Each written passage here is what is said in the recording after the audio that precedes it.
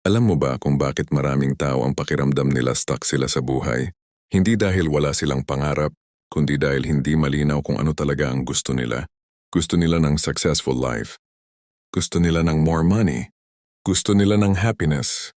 Pero ang tanong, anong itsura nun para sa'yo? Dito pumapasok ang isang core principle ng Law of Attraction, clarity of desire. Kasi ganito yan, ang isip mo ay parang GPS. Kung hindi mo nilagay ang exact destination, hindi ka nito madadala sa tamang lugar. Pwede kang gumalaw. Pwede kang mag-effort, pero paikot-ikot ka lang. At yun ang dahilan kung bakit kahit sobrang sipag ng iba, hindi pa rin nila nararating yung buhay na gusto nila. So bakit nga ba napaka-importante na malinaw ang desire mo? Una, nagbibigay ito ng malinaw na direksyon sa buhay mo. Kapag alam mo kung ano ang gusto mo, nagiging intentional ka sa bawat galaw mo. Hindi ka na basta sumusunod sa agos. Hindi ka na basta naapektuhan ng opinyon ng ibang tao. Instead, ikaw na ang nagde-decide. Ito ang path ko.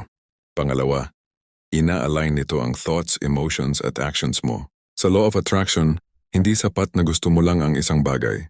Kailangan naka-align ang iniisip mo, nararamdaman mo at ginagawa mo. Kapag malinaw ang desire mo, mas madali mong i-visualize. Mas madali mong maramdaman na parang nandyan na siya. At mas madali kang kumilos papunta doon. At tandaan mo, what you consistently think and feel, iyon ang ina-attract mo. Pangatlo, pinapalakas nito ang focus mo at tinatanggal ang distractions. Sa totoo lang, hindi kakulangan sa opportunity ang problema ng karamihan, kundi sobrang daming distractions. Kapag hindi malinaw ang gusto mo, madali kang ma-distract, madali kang ma-influence, madali kang sumuko. Pero kapag malinaw ang desire mo, nagiging simple ang decisions mo. Makakatulong ba ito sa goal ko o hindi? Kung hindi, let go. Pang-apat, binubuksan nito ang awareness mo sa opportunities. Ito yung hindi napapansin ng marami. Kapag malinaw ang gusto mo, parang nag-a-adjust ang isip mo.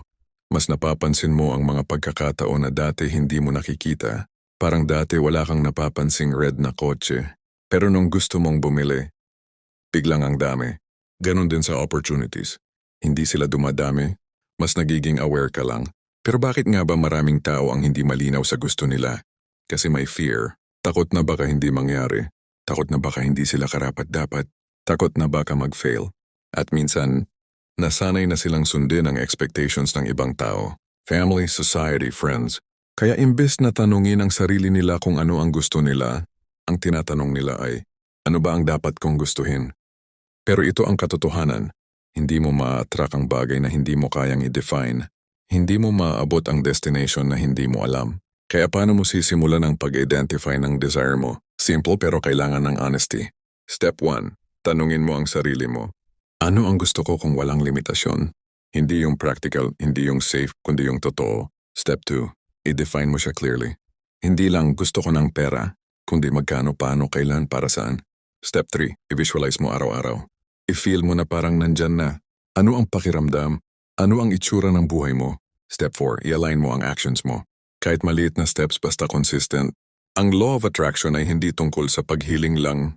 Ito ay tungkol sa pagiging malinaw sa sarili mo. Kapag malinaw ang desire mo, nagiging malinaw ang direction mo. Nagiging malinaw ang decisions mo. At unti-unting nagiging malinaw ang buhay mo. Kaya simulan mo sa pinaka-basic na tanong. Ano ba talaga ang gusto ko? Dahil doon nagsisimula ang lahat.